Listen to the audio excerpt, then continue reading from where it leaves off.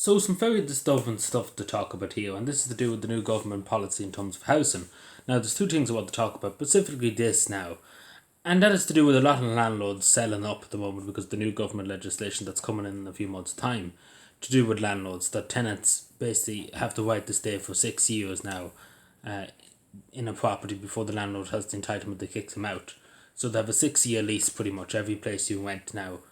And a lot of landlords are choosing to sell up because they don't want to be with the same individual for 6 years, or in some cases they can't put up the prices, etc. So a lot of landlords are selling up at the moment.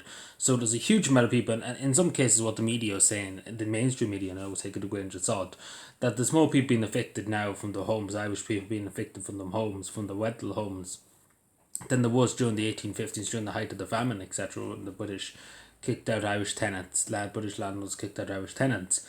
Now that's obviously extremely worrying, and it is very extremely worrying. We see in Mayo, take for example, a mother and her three children, three young girls, have been kicked out of their house because the landlord is taking back the property to give to his daughter that's coming back. Now beforehand, there wasn't laws etc. to that, but it's all because basically they would have a lease for 6 years. If they got over the next few months, they would have a lease for 6 years, and he couldn't basically do anything with them for the 6 years. So he's decided to take back the property, and they are homeless now. They have nowhere to go. And there's many cases like it across the country, and it's the government's policy really, and I don't think it's helped. It's more benefiting the big corporations more than the small landlords and stuff. And of course, we shouldn't be helping them as much as we are the landlords, but still, it's causing a lot of distress in the landlord market, and that's where we're seeing a mass exodus of landlords, etc. They're selling up and setting up shop, etc. But the sad thing about it is, the small landlords are going, but the big companies, the vulture funds, etc., the big multinational companies are coming in and buying hundreds of properties, and they couldn't give a damn about Irish people. They couldn't give a damn about Ireland. They're just there for the profit. At least with an only local man, maybe he cares a bit about his tenants and cares a bit about the country. But these people couldn't care less. These corporations couldn't care less. And the other thing I want to talk about, this is to do now with the it's supposed to market. It's hard to know what to describe, but the Dáil is currently, actually as we speak, voting on it.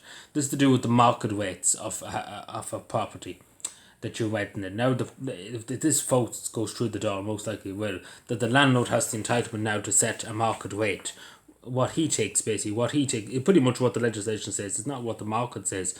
What he takes is the market rate. So if you have a landlord and he says your property, your renting, take for example, if you're renting an apartment, could be €4,000 a month. I know it sounds ridiculous, but just looking at the Irish Independent the other day, it put up a survey, it put up a kind of map showing that in Cavan, take for example, if this was implemented, for the landlord wanted to do it, he could charge 3,300 a month for an apartment in Cavan, or a property in Cavan if he wanted to, because he could say this is the market rate, this is the standard rate now, and for the price and demand, etc.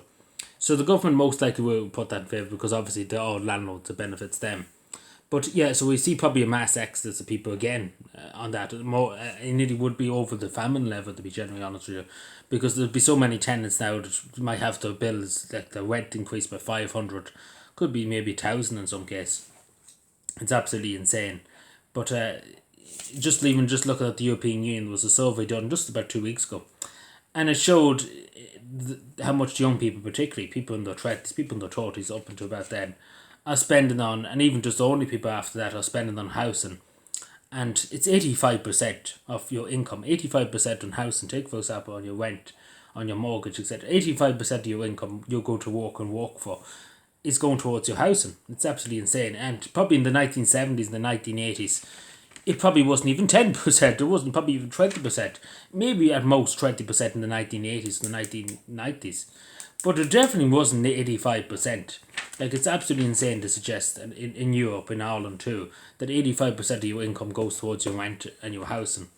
And that's without even your tax, what you pay to the government, and what you pay in your electricity bill, etc. If you add all that in, you pretty much only have, maybe, you'd be lucky to have 96, you spend 96% of your salary on bills and on the government and on your rent apartment or whatever it is.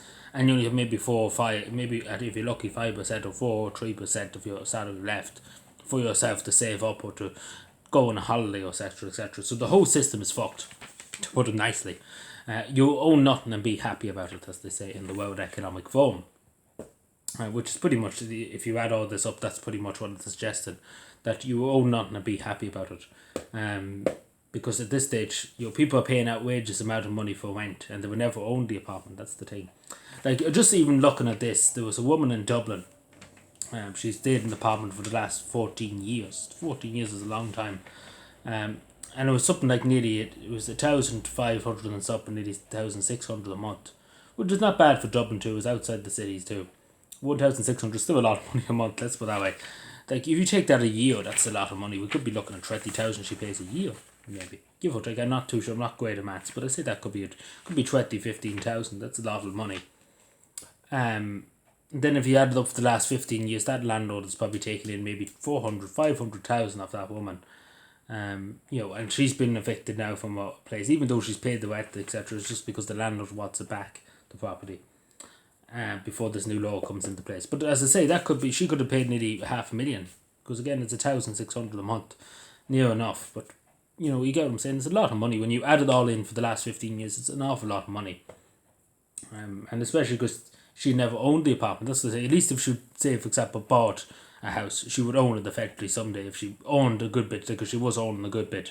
She did have a big enough job, but unfortunately now it doesn't mean anything, because we paid hundreds of thousands and it came to nothing.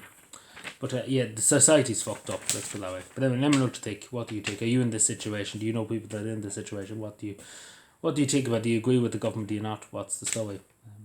Because I don't think it's benefit anyway. It's causing more chaos than anything, and it's already chaos, but it's more chaos added to the fray. Anyway, let me know. Thank you.